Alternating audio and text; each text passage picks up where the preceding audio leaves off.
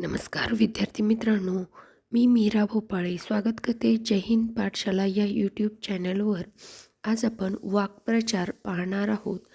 तर वाक्प्रचारावर प्रत्येक राज्यसेवा असो का कंबाईन ग्रुप बी आणि ग्रुप सीला 3 प्रश्न विचारले जातात. तर आज वाक्प्रचार आपण 30 घेऊन आलेलो आहोत. दररोज रात्री 9 वाजता आपला व्हिडिओ अपलोड होत असतो.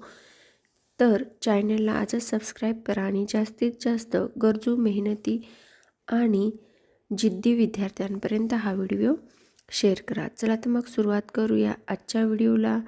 तत्पूर्वी आपण वाक्प्रचार म्हणजे काय हे समजून घेऊया. वाक्प्रचार म्हणजे शब्दांचा असा समूह ज्याचा अर्थ त्याच्या शब्दशः अर्थापेक्षा वेगळा आणि विशिष्ट असतो, ज्याला आपण इंग्रजीमध्ये ॲडम्स म्हणून ओळखत असतो.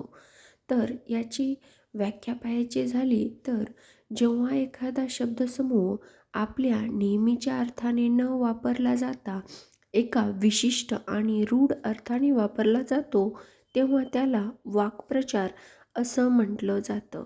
मग अशा या वाक्प्रचाराची वैशिष्ट्ये काय आहेत? तर यामध्ये शब्दशः अर्थ नसणे म्हणजे नेमकं काय? तर यात शब्दाचा जो अर्थ वरवर दिसतो तो न घेता वेगळा अर्थ घेतला जातो. दुसरं म्हणजे भाषेचं सौंदर्य वाढतं वाक्प्रचारामुळे आणि ती डौलदार आणि अर्थपूर्ण वाटते.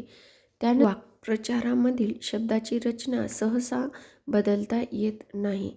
ही झाली काही वाक्प्रचाराची वैशिष्ट्ये. चला तर मग पाहूया वाक्प्रचार. वाक्प्रचारावर प्रश्न कसे विचारले जातात? तर एखाद्या वेळेस आपल्याला वाक्प्रचार दिला जातो आणि त्याचा समानार्थी वाक्प्रचार विचारला जातो एक पॅटर्न. दुसरा पॅटर्न आपल्याला त्याचा अर्थ दिला जातो वाक्प्रचाराचा आणि वाक्प्रचार विचारला जातो, किंवा मग वाक्प्रचार दिला जातो आणि त्याचा अर्थ आपल्याला सांगायचा असतो. यानंतर आपल्याला 4 ते 5 वाक्प्रचार एकाच प्रश्नामध्ये विचारले जातात आणि दुसरीकडे त्याचा अर्थ दिलेला असतो आणि त्याच्या जोड्या लावायच्या असतात. हे जर झाले वाक्प्रचाराचे प्रश्नाचे प्रकार. मग वाक्प्रचार लक्षात कसे ठेवायचे? तर त्याचं जास्तीत जास्त वाचन हेच एक प्रकार आहे ज्यातून आपण वाक्प्रचार लक्षात ठेवू शकतो. आजचा पहिला वाक्प्रचार आहे क्षमा करणे. म्हणजे काय? तर पोटात घालणे.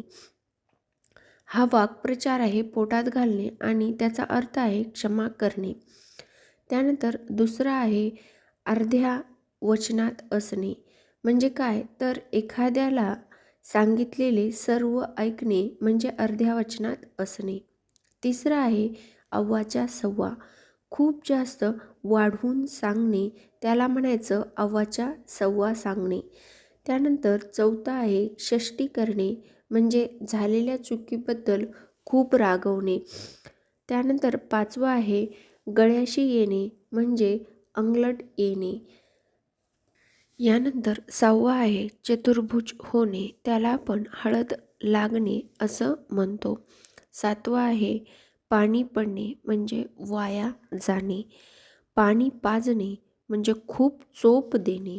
त्यानंतर पाणी सांडणे म्हणजे त्याग करणे. पाणी मुरणे म्हणजे दोषाला जागा असणे. आपण असं म्हणत नाही का की काहीतरी पाणी मुराले हो, तेव्हाच हे गुपचूप बसलेत. म्हणजे त्याला म्हणायचं की दोषाला जागा असणे. यानंतर 11वा वाक्प्रचार आहे तारे तोडणे. तर त्याला आपण असं म्हणू शकतो की वेड्यासारखं काय बोलालास, याच्याऐवजी का तारे तोडालास, असे आपल्याला कधीकधी मित्र म्हणत असतात. म्हणजेच याचा अर्थ काय होतो? वेड्यासारखे बोलणे. त्यानंतर तोंड टाकणे. तोंड टाकणे म्हणजे काय? अद्वी तद्वी बोलणे. कसंही बोलायचं, त्याला म्हणायचं काय तोंड टाकून बोलायलास र, तेव्हा म्हणायचं अद्वी तद्वी बोलण्याला तोंड टाकणे. त्यानंतर 13 आहे तोंडात बोट घालणे. म्हणजे काय? तर खूप नवल वाटणे. आता एखादं हर वेळेस परीक्षेत नापास होत असेल आणि त्याने एकाच वेळेस 2-4 पोस्ट घातल्या तर आपण काय करतो, तर तोंडात बोट घालतो. म्हणजे काय, आपल्याला एकदम नवल वाटते की बाबा हे नेहमी नापास होणार, एकदाच 4-5 पोस्ट काढले. म्हणजे त्याला म्हणायचं तोंडात बोट घालणे. 14 आहे तोंडावर येणे. आपण नेहमी ऐकतो, आता कार्यक्रम तोंडावर आलाय हो, तर कामं उरकले नाहीत. म्हणजे काय, तर फार जवळ येणे म्हणजे तोंडावर येणे. आता कोल्हेकुई करणे म्हणजे काय, तर व्यर्थ ओरड करणे. म्हणजे काय, आपल्याला असं सांगता येईल की एखादं काम न करणारा माणूस उगाच कोल्हेकुई करते. म्हणजे काय, उगाचच ओरड देते. ह्यानंतर 16वा वाक्प्रचार आहे अलबत्त्या गलबत्त्या. म्हणजे काय, एकदम क्षुल्लक माणूस. 17वा आहे अर्धचंद्र देणे म्हणजे गच्चांडी देणे. त्यानंतर 18वा आहे कनिंग तिमणे म्हणजे खूप मार देणे. त्यानंतर 19 आहे बाजीरावाचा नातू असणे. म्हणजे काय, तर मिजाजखोर माणूस किंवा उधळ्या माणूस आपण त्याला म्हणू शकतो. यानंतर 20वा आहे पिच्छा पुरविणे म्हणजे पाठपुरावा करणे किंवा एखाद्या गोष्टीचा आपण म्हणतो पाठलागच करायलाच बाबा, त्याला आपण पिच्छा पुरवायलाच बाबा असं सुद्धा म्हणू शकतो. 21वा आहे काळे करणे म्हणजे निघून जाणे. आता आपल्याला आई कधी कधी रागात आल्यावर जरासं तोंड काळं कर बापू असं म्हणते, त्याला म्हणजे काय, तर निघून जा. 22वा आहे उखळ पांढरे होणे म्हणजे खूप वैभव प्राप्त होणे, त्याला आपण उखळ पांढरे होणे असं म्हणू शकतो. यानंतर 23वा आहे मी म्हणणे म्हणजे काय, वर्दळीवर येणे. 24वा आहे सुपारी देणे म्हणजे काय, करार करणे किंवा सौदा करणे. आपण म्हणत नाही का की बँडवाल्याला लग्नाची सुपारी दिली बाबा, त्याचप्रमाणे. 25वा आहे षटकर्णी होणे म्हणजे गुप्त गोष्ट तिसऱ्यास सांगणे. 26वा आहे खो घालणे म्हणजे काय, तर अडथळा आणणे. 27वा आहे धूम टोकणे, त्याला सुबाल्या करणे किंवा पोबारा करणे असं म्हणतात. त्यानंतर 28वा आहे चुकी ठेवणे म्हणजे दोष लावणे किंवा नाव ठेवणे किंवा वरचढपणा कमी करणं आणि कमीपणा आणणं, याला काय म्हणायचं, चुकी ठेवणे. त्यानंतर 29 आहे उंबराचे फूल. तर आपण नेहमी ऐकत असतो लहानपणापासून उंबराला कधीतरी एखादी वेळेस फूल येतं आणि ते पाहिलेलं शुभ असतं. म्हणजे काय, तर दुर्मिळ वस्तूप्रमाणे वारंवार दृष्टीस न पडणारं म्हणजे उंबराचं फूल. त्यानंतर 30वर आहे मुळावर येणे म्हणजे काय, तर नाशास कारणीभूत ठरणे. आपण एखादी गोष्ट आपण आईच्या किंवा बहिणीच्या वगैरे तोंडातून ऐकतो बघा, ही तर गोष्ट माझ्या मुळावरच आली बाबा, त्याचप्रमाणे ती नाशास कारणीभूत ठरलेली गोष्ट असते. चला तर मग भेटूया पुढील व्हिडिओमध्ये. आज इथेच थांबूया. तोपर्यंत अभ्यास करत राहा आणि हो, व्हिडिओ आवडल्यास लाईक करा, चॅनलला सबस्क्राईब करा आणि जास्तीत जास्त गरजू मित्रांपर्यंत शेअर करा. व्हिडिओ शेवटपर्यंत पाहिल्याबद्दल धन्यवाद. दुसरा वाक्प्रचार आहे राम नसणे म्हणजे अर्थ नसणे. तिसरा आहे पिकले पान म्हणजे काय, तर म्हातारा माणूस. चौथा आहे हात पसरणे म्हणजेच याचना करणे किंवा भीक मागणे. 5वा आहे शंख पडणे म्हणजे ओरडणे. 6वा आहे काळजाला घरे पडणे म्हणजे दुःख होणे. 7वा आहे कंठात प्राण येणे म्हणजे भयाने घाबरगुंडी ओढणे. 8वा आहे हातावर तुरी देणे म्हणजेच डोळ्यादेखत फसून निसटून जाणे. आपल्याला एक 4थ्या वर्गामध्ये धडा होता, शिवाजी महाराजाने औरंगजेबाच्या हातावर तुरी दिल्या तर त्यांच्या डोळ्यादेखत निसटून गेले होते शिवाजी महाराज औरंगजेबाच्या. त्यामुळं हातावर तुरी देणे हा तेथे वाक्प्रचार यूज केलेला होता. त्यानंतर 9वा आहे जीव गलबलणे म्हणजेच काय, तर गहिवरणे. सध्याला अजितदादा पवार यांचा मृत्यू झालाय तर आपण याला वाक्प्रचाराला वाक्यामध्ये यूज करताना असं करू शकतो की शरद पवार यांनी प्रेससोबत बोलत असताना त्यांचा जीव गलबलला. म्हणजे काय झालं तर त्यांना गहिवरून आलं. यानंतर 10वा आहे देणे घेणे नसणे. म्हणजे काय तर संबंध नसणे. यानंतर 11वा आहे सोने होणे. म्हणजे काय तर सार्थक होणे. जसं की म्हणतात आपण एखाद्या वाईट परिस्थितीतून चांगल्या परिस्थितीत गेलं तर माय तुझ्या जीवाचं सोनं झालं, त्याचप्रमाणे.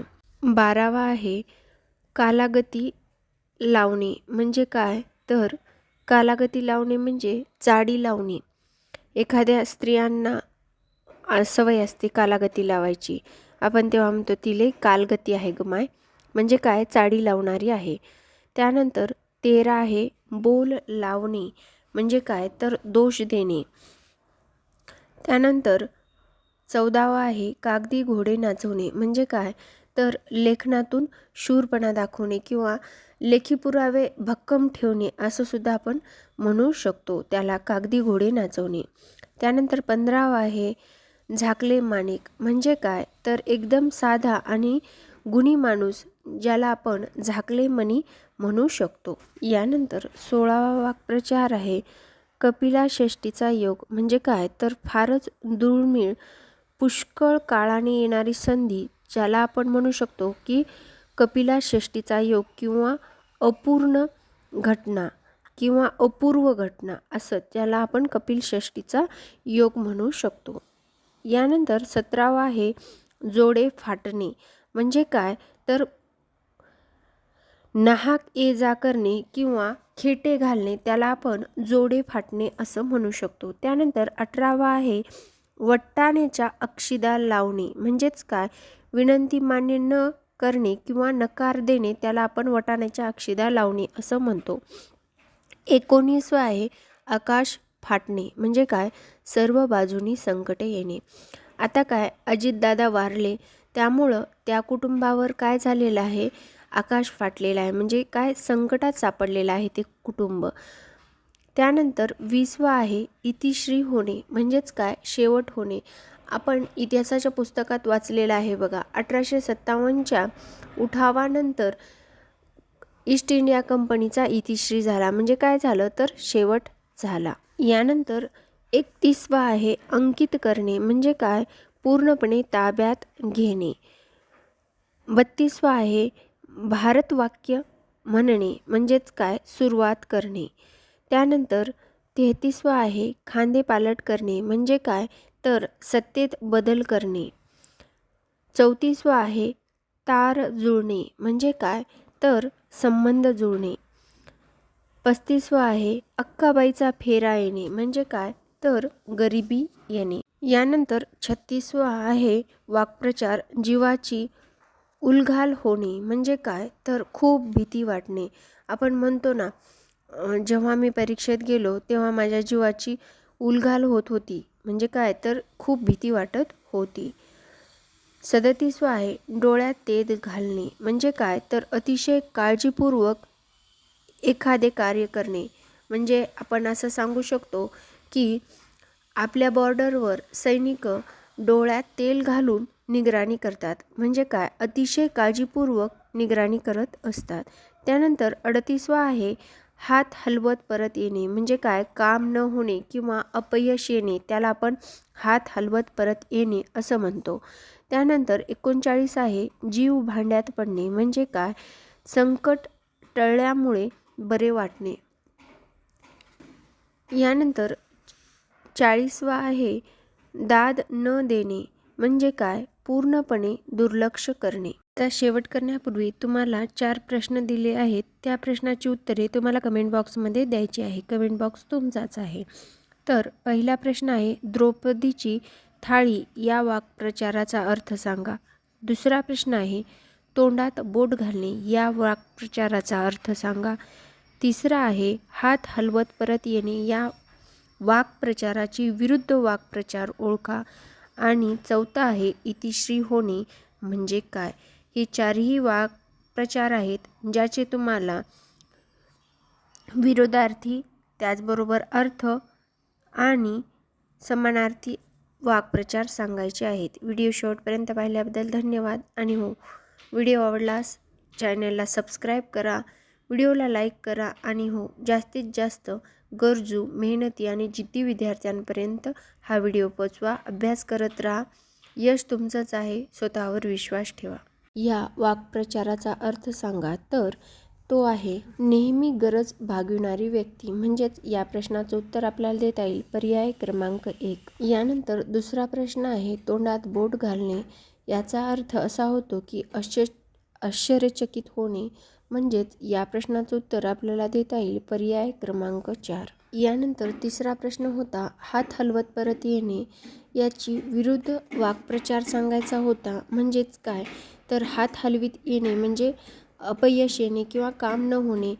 त्याच्या विरुद्धार्थी म्हण आपल्याला सांगता येईल की काम तडीस नेणे. म्हणजेच या प्रश्नाचं उत्तर आहे पर्याय क्रमांक 3. यानंतर चौथा प्रश्न होता इतिश्री होणे. म्हणजेच काय, तर शेवट होणे. आणि मी त्या मागच्या व्हिडिओमध्ये तुम्हाला सांगितलं होतं की 1857च्या युद्धानंतर ईस्ट इंडिया कंपनीचा इतिश्री झाला.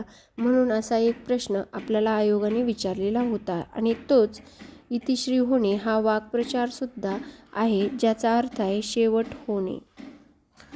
आजचा पहिला वाक्प्रचार आहे शब्द लावणे. म्हणजे काय, तर दोष देणे. त्यानंतर दुसरा आहे पायरीने ठेवणे. म्हणजे योग्यतेप्रमाणे वागविणे. तिसरा आहे चांदीचा चमचा तोंडात घेऊन जन्माला येणे. म्हणजे काय, तर गर्भ श्रीमंत असणे.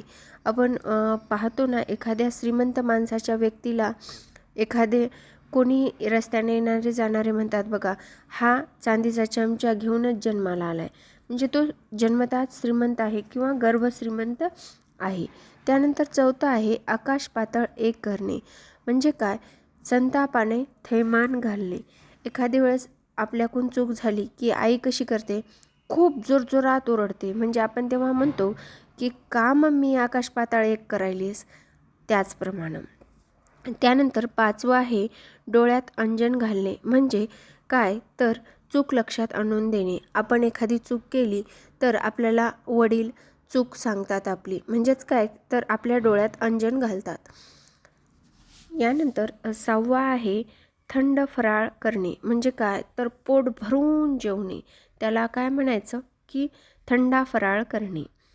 त्यानंतर सातवं आहे लंकेची पार्वती.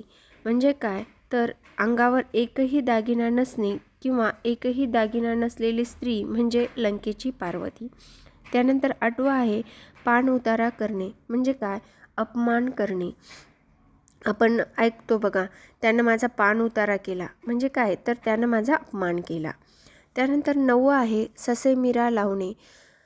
नको असलेल्या गोष्टी करण्याचा तगादा लावणे. म्हणजेच काय, तर ससेमिरा लावणे आहे.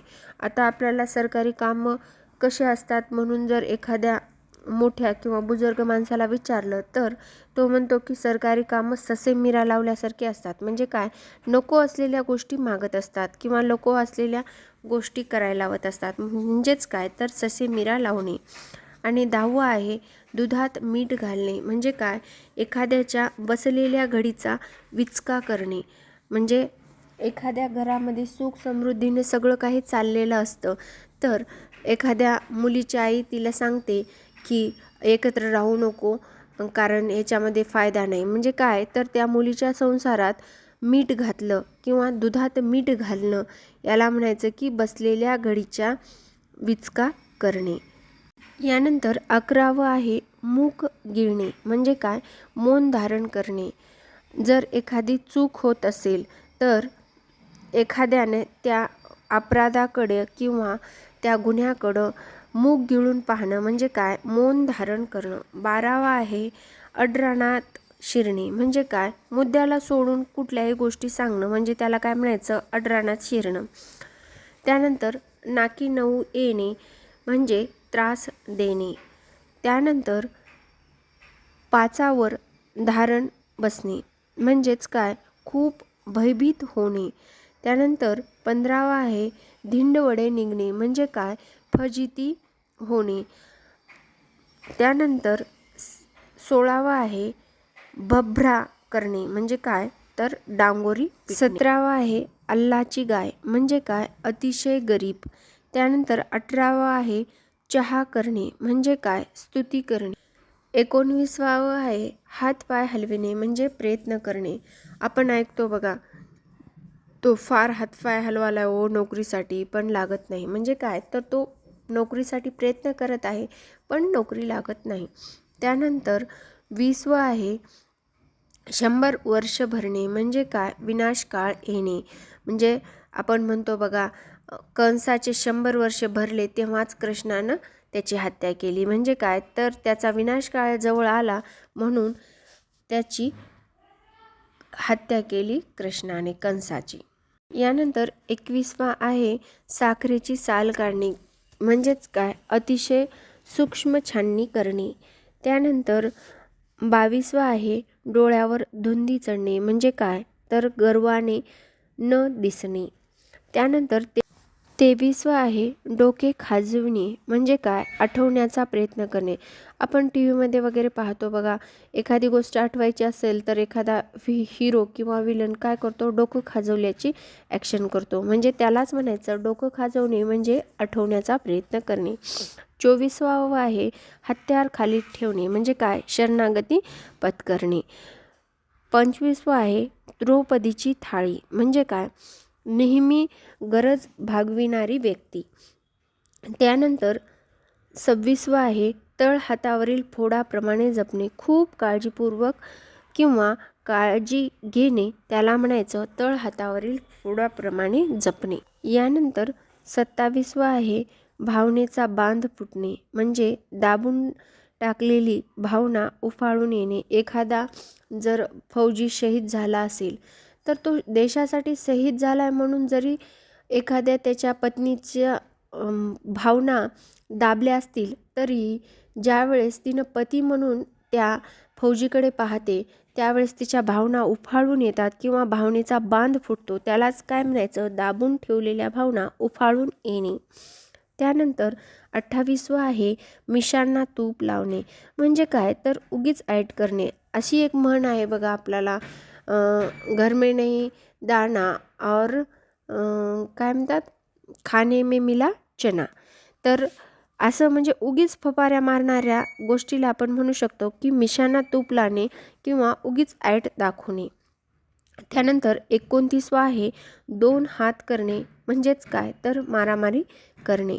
त्यानंतर 30वं आहे काळ्या दगडावरची रेष म्हणजे खोटे न ठरवलेले शब्द म्हणजे काय तर काळ्या दगडावरची रेष.